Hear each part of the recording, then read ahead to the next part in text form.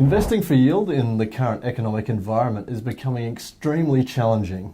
Joining me today is LaTrobe Financial Head of Funds Management, Chris Andrews, to discuss the issue. Welcome, Chris. Thanks, Darren. Great to be here.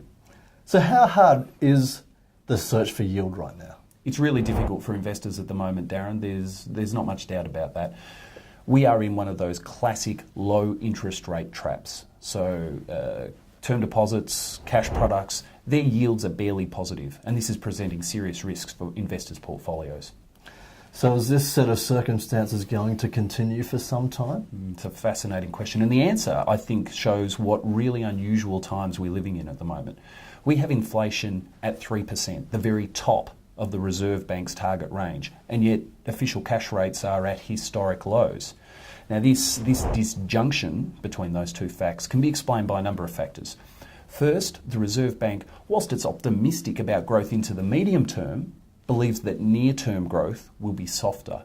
Now, that expectation, of course, means that they're not particularly concerned about the inflation outlook. On the other hand, the Reserve Bank Board is really concerned about our exchange rate. Now, what those factors together mean is that there's unlikely to be any significant movement on interest rates into the medium term, and that's the dynamic that's driving down interest rates across the board.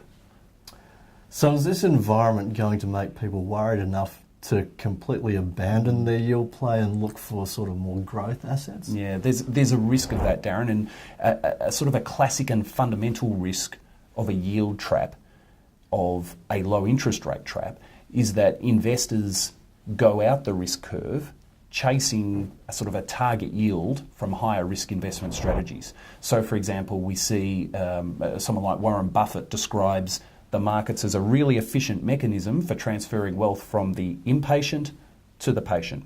So what we see if we look in the market today, we see investors chasing returns from equities, taking benefits from the high dividends being paid, from franking credits, and that's all fine, but the question is, are they receiving compensation for the equity risk that they're running?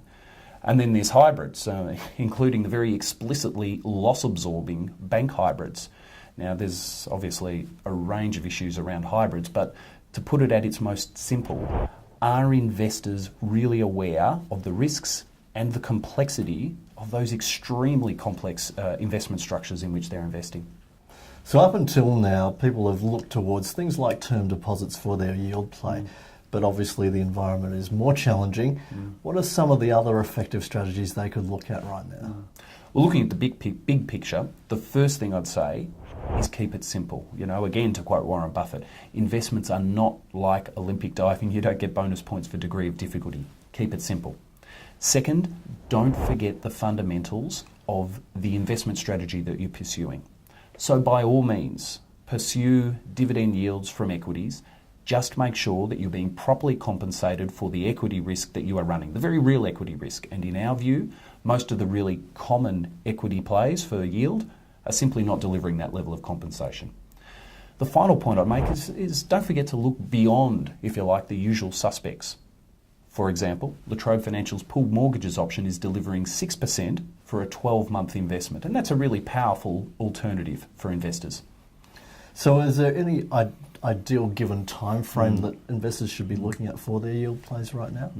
Consensus forecasts, Darren, are very much for stability into the medium term on interest rates. So that being the case, in constructing a yield strategy, you're very much looking at a 1 to 3 year time horizon. So regardless of whatever circumstances are dictating right now, are these other strategies that you just mentioned a better alternative to just term deposits?